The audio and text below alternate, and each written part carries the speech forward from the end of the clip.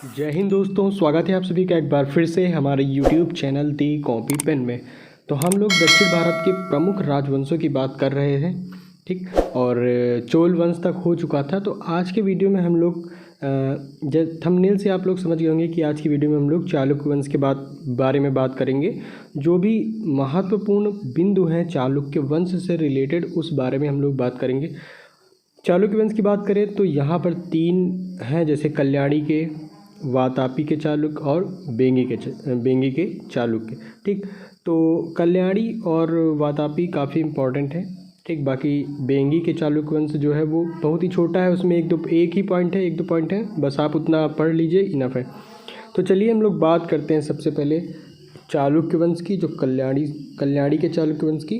तो कल्याणी के चालुक्य वंश की जो स्थापना है वो तैयब द्वितीय ने की थी और इसकी राजधानी क्या थी? मान्यखेट। इसके बाद अगले पॉइंट की बात करें तो चालुक्य वंश है ना, कल्याणी के, इसके प्रमुख शासक कौन हुए? तो अब भाई स्थापना तो तैयब द्वितीय ने की थी, तो इसके प्रमुख शासक भी तैयब द्वितीय, तैयब प्रथम, विक्रमादित्य, जय सिंह, सोमेश्वर द्वितीय, विक्रमादित्य, ये 6 लिखा हुआ है, ठीक। सोमेश्वर तृतीय या थर्ड, तैयब थर्ड। तो तैयब मतलब 1 2 3, और सोमेश्वर भी 1 2 ठो सोमेश्वर हो गए। तो यहाँ से आप इजीली नाम याद कर सकते हैं। इसके बाद अगला पॉइंट है जो राजधानी से रिलेटेड है, उसकी भी बात कर लेते हैं हम लोग यहीं पे। तो सोमेश्वर प्रथम ने मान्यखेट से राजधानी हटाकर, ठीक, जब स्थापना हुई थी तो उस समय राजधानी क्या थी? मान्यखेट थी। तो सोमेश्वर प्रथम ने क्या किया? मान्यखेट से जो राजधानी है वो हटा दिया। अब क्या था कि भाई हटाकर कल्याणी, ठीक, जो कर्नाटक में पड़ता है, को बनाया। इस वंश का सबसे प्रतापी शासक विक्रमादित्य 6 था। विल्हड़ एवं विज्ञानेश्वर, विल्हड़ का नाम आप लोगों ने तो सुना ही होगा, विज्ञानेश्वर का भी नाम सुना होगा। तो विल्हड़ एवं विज्ञानेश्वर जो है विक्रमादित्य 6 के दरबार में ही रहते थे। तो ये पॉइंट इम्पोर्टेंट हो सकता है, ठीक। क्वेश्चन बन सकता है कि विल्हड़ एवं विज्ञानेश्वर किसके दरबार में रहते थे, तो आप यहाँ से याद कर सकते हैं। इसके बाद मिताक्षरा यहाँ पे लिखा हुआ है, जो हिंदू विधि ग्रंथ याज्ञवल्क्य की स्मृति पर व्याख्या रिलेटेड है इससे। ये जो ग्रंथ है मिताक्षरा नामक, ठीक, तो इसकी जो रचना है वो महान विधिवेत्ता विज्ञानेश्वर ने की थी। तो बुक है तो इम्पॉर्टेंट है, तो इसलिए आपको ये याद रखना है। विक्रमांक देवचरित की रचना विल्हड़ ने की थी।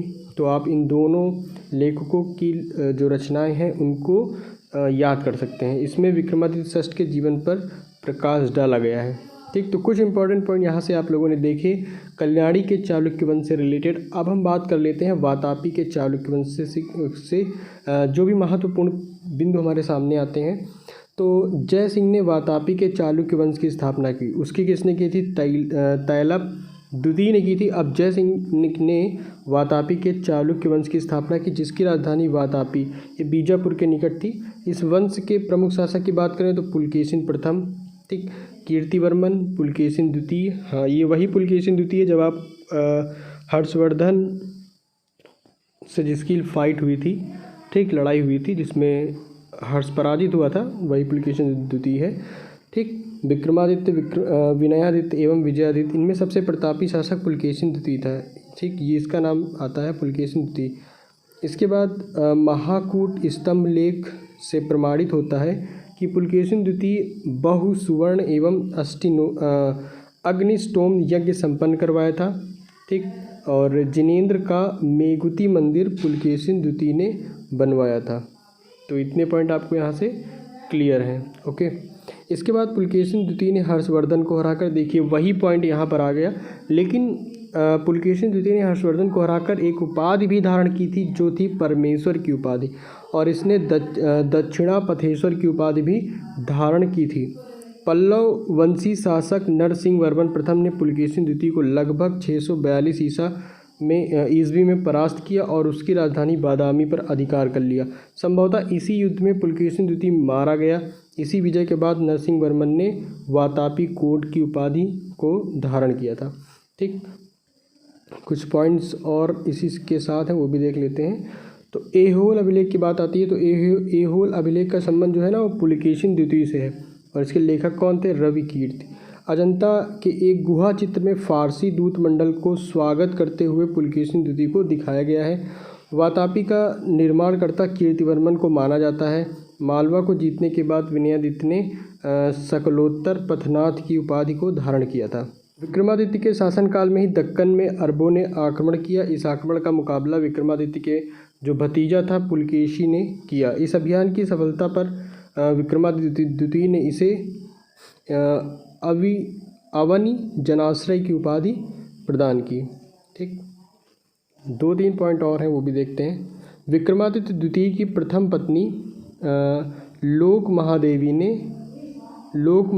ने पट्टदकल में विरूपाक्ष महादेव मंदिर तथा दूसरी पत्नी त्रैलोक्य देवी ने त्रैलोकेश्वर मंदिर का निर्माण करवाई, मतलब इन्होंने निर्माण करवाया।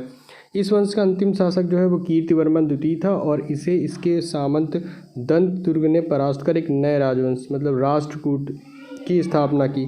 ऐहोल को मंदिरों का शहर कहा जाता है, ये पॉइंट आप याद कर सकते हैं।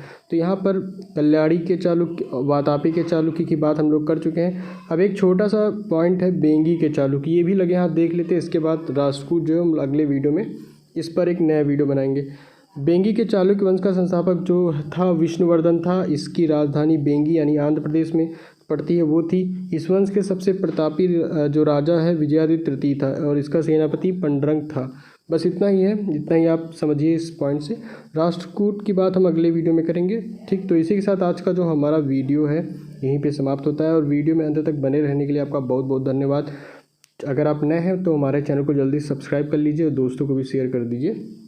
तो मिलते हैं हम लोग अपने अगले वीडियो में राष्ट्रकूट के साथ।